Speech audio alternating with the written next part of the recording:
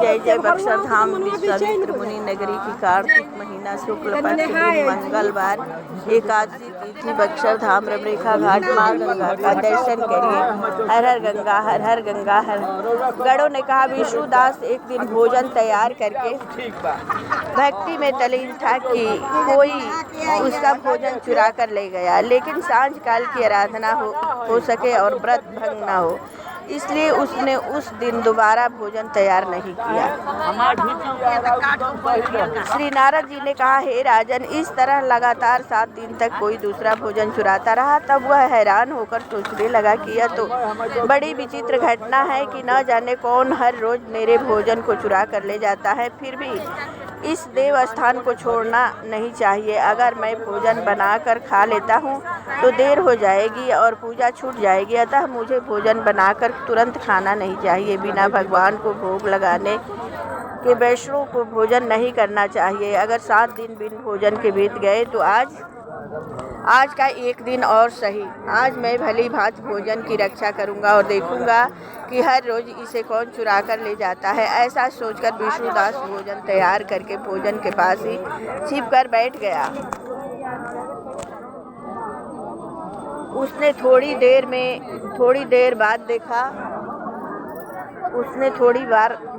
बाद देखा कि वहाँ पर एक चंडाल आया जिसका शरीर बहुत दुर्बल था। उसके शरीर पर केवल चमड़ी ही चमड़ी दिखाई देती थी। जब वह चंडाल भोजन चुराकर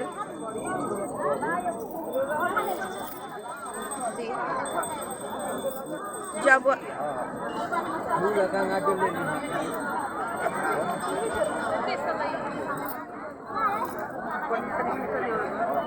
वह चंडाल भोजन चुरा कर चल दिया तो विष्णुदास ने उसे पुकारा, हे भाई, यह रूखा भोजन ले जाकर क्या करोगे? घी तो ले जाओ। ऐसा कहकर वह श्रेष्ठ ब्राह्मण आगे को बढ़ा। विष्णुदास को अपनी ओर आता देखकर वह चंडाल तेजी से दौड़ने लगा। वह ब्राह्मण से डर गया, लेकिन दुर्बलता के कारण दौड़ तो न सका था, अतः वह भूमि पर गिर पड़ा और मूर्छित हो गया। चंडाल को मूर्छित देखकर विष्णुदास लपक कर उसके पास पहुंचा और अपने वस्त्र से उस पर हवा करने लगा, और इसके बाद उसने जो कुछ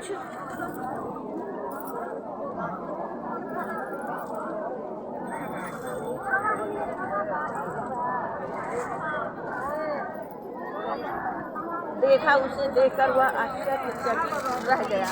उसने देखा कि उसके सन्मुख शंख चक्र गदा पद्म पीताम्बरधारी चतुर्भुज रूप अलसी के फूल के समान कांति वाले छाती में कौस्तुभ माला से शोभित साक्षात श्री भगवान विष्णु खड़े हैं। भगवान का दर्शन करके सात्विक भाव से मुक्त हुआ श्रेष्ठ ब्राह्मण उनके प्रणाम कुछ न कर सका। वह वहीं पर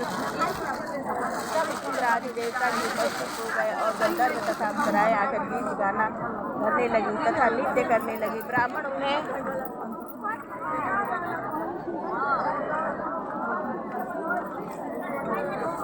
प्रणाम करने के लिए उतावला हुआ थे कि वहाँ संपूर्ण देवगंधर्व और अप्सराएं आ गई। विष्णु भगवान ने अपना स्वरूप ब्राह्मण को प्रकट कर उसका आलिंगन किया और दिव्य विमान में बैठाकर उसे बैकुंठ ले गए। दिव्य विमान में ब्राह्मण विष्णु के साथ जाते हुए 16 राजा ने भी देखा। उसने अपने गुरु आचार्य मृदु को कहा कि मैंने जो यज्ञ आदि किए हैं वे सब व्यर्थ हुए। इतनी दान दक्षिणा मैंने ब्राह्मणों को दी, वह असफल हुए। विष्णु भगवान के दर्शन नहीं हुए। विष्णुदास ब्राह्मण ने केवल श्रद्धा से भक्ति की, उसके प्रभाव से विष्णु भगवान ने आकर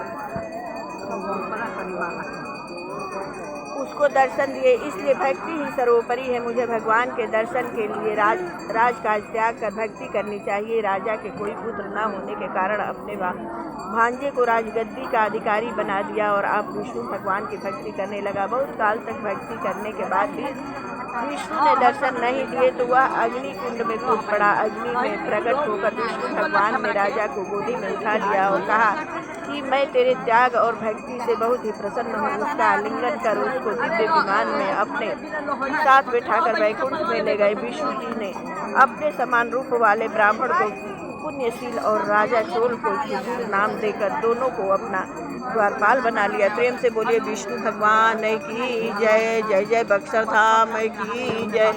जय जय राम गंगा की जय हो, विश्वामित्र मुनि नगरी की जय। जय जय मंगलमय भगवान की जय। आज की तिथि प्रात के बेला ब्रह्म मुहूर्ति उषा काल भक्ति माता ज्ञान वैराग्य भगवान की सुख संकादि की जय। 88,000 ऋषि गण की जय। जय जय भक्तवत्सल नारायण की जय हो।